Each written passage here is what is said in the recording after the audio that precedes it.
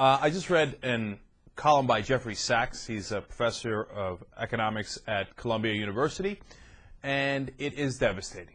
It's game, set, and match. It's OVAH, as Spike Lee would say. It's OVA. The toxic asset plan is nothing but highway robbery. And what Professor Black said on the show yesterday is exactly right. It will be the greatest looting of the American people in history, if it continues down the track that it's on. And there is no indication that it is going anywhere but that track. Why? He explains that some of the large banks might be allowed to participate in the program where people are buying their assets. So, in a way, they would be buying their own assets. Now, it's possible that they could do this in a couple of different ways. Of course, the Treasury's going to say, oh, well, Citibank, you can't buy your own assets. Otherwise, what sense does this program get? Yeah, that's obvious, right? But they could set up dummy corporations where they could buy the assets of their own bank. Or they could strike deals with other banks that are in trouble. You buy my assets, I buy your assets. Now you think, wait, now why does that lead to this thing being over? Okay, here's why. Let's say you got $1 million, and they say, well, look, this asset was worth $1 million. We don't really know what it's worth now.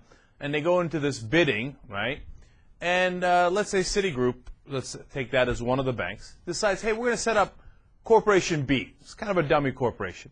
And they're going to buy that asset for $1 million. And look at that, Citigroup got its $1 million back. They're in good shape. How about Group B? But since they're the same company, in essence, well, they're going to lose $1 million, right? Wrong. Because the American taxpayer is putting up $925,000, 92.5% according to the latest plan. The Corporation B, which doesn't even really, in that example, exist, but it could be a real corporation, only puts in 7.5%. So that would mean Citigroup, if it had owned both these companies, would lose $75,000 from Company B, but would make $1 million from Company A. And who makes up the difference? You and I do, the American taxpayer. If these companies are in any way, shape, or form allowed to participate in the program that's supposed to rescue them, they will have all the incentive in the world to pay themselves as high a rate as possible, because that's real money coming from the American taxpayer. And then if they lose their 7.5% that they put in for the toxic asset plan, who cares? They just made 92.5%. It was bad enough when it was other private investors that were getting a free ride and getting 100%, 50% return on 7.5% investment, okay? But when it's the same companies, well, then obviously they're going to crank up the rates and pay themselves exorbitant fees for their own assets. No, no, no. This is an absolute bank robbery, okay? And if Geithner and Summers think this is a good idea, and they're the ones who came up with it, so obviously they think it's a good idea, then they're on the wrong team, man. If they can't understand that this is going to involve an enormous rip-off of the American taxpayer, either they're really dumb or they're just not on our side, and they don't give a damn about the taxpayer. Because their priority number one is protect the banks. The banks are not the country. They are not the economy. The banks are just a number of corporations run by a certain number of individuals that I know Geithner and Summers are friends with. And not just friends. Summers made $5.2 million last year from one of these hedge funds. Gee, would he be interested in protecting the status quo as it is? From the people receiving TARP money, that was a different hedge fund. From the people receiving TARP money, he's received hundreds of thousands of dollars in speech money. He goes and gives a speech at Goldman Sachs, they hand him over $200,000. Does that create a perverse incentive system? And Goldman Sachs just needs the genius of Larry Summers that so much that they will pay him $200,000-$300,000 for a speech? No, they're buying him. Okay? And now their investment is paying off in spades. I'm not saying Geithner and Summers are corrupt, but it is, although that case can be made, given how much money Summers has made off the system. But I'll put that aside, okay? Are they invested in this system and continue it as it is? Absolutely, undoubtedly. And that is exactly where they're wrong. Now, I've been saying this for a couple of weeks now, and Arianna Huffington wrote an excellent article on her website, Huffington Post, saying basically the same thing. Their priorities are wrong. They think the end-all, she compared it to the old astronomers who were convinced that the sun revolved around the earth. So they had to twist and stretch and try to make every assumption based on the central assumption that everything goes around the earth. But you see, the thing is, it doesn't. In this case, the wrong assumption is we have to preserve the banks no matter what.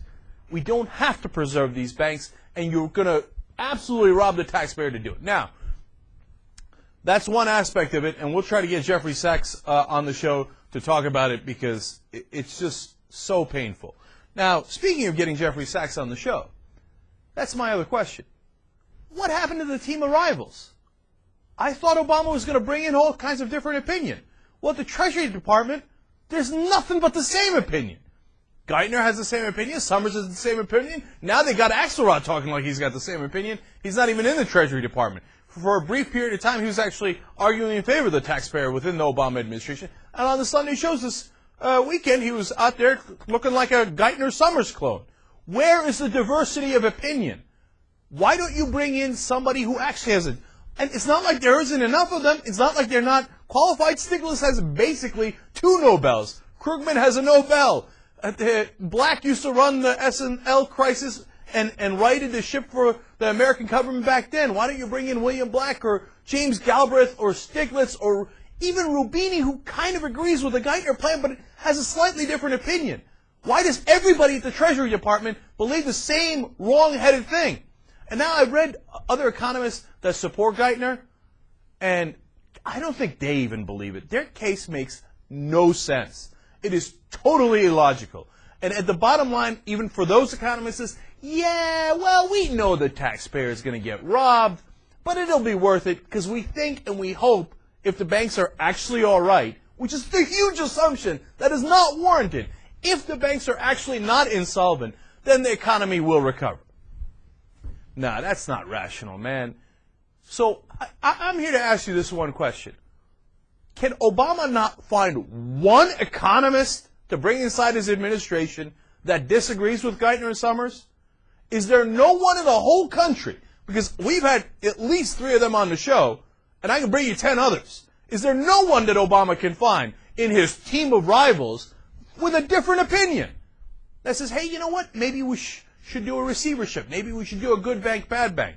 But what we shouldn't do is this horrific bailout plan where the American taxpayer gets robbed blind, just so we can preserve the damn banks. Hell no, man. Hell no. And I'm going to take it one step further. I feel like this is before the Iraq War. Everybody's got groupthink, and if, Krugman or Stiglitz or Galbraith or any of these guys, they don't agree, no, they're out. They're fringe. No, we can't have it. Shut up. You're hurting the team. Wave the flag, right? No, well, I'm not going to wave the flag. And I think this toxic asset plan of Geithner's is just as wrong as the Iraq War. Now, I know the Iraq War had more devastating consequences because so many people got killed. So I'm not comparing it in that sense. But I'm saying as far as, is a strategy right or wrong? Iraq War as a strategy was 100% wrong. This toxic asset plan is 100% wrong. And there are smart people that are telling you that it's wrong. In fact, almost all of them agree. All the top economists in the country.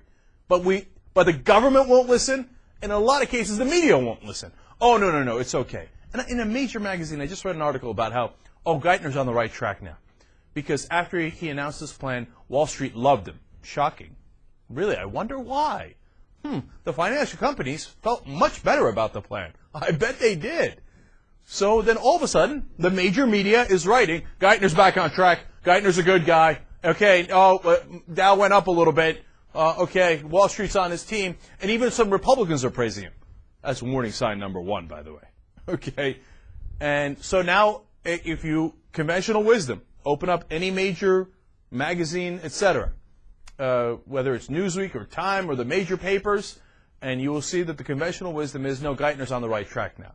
When, ironically, he's now more on the wrong track than he ever was. So, Here we go again. Here we go again.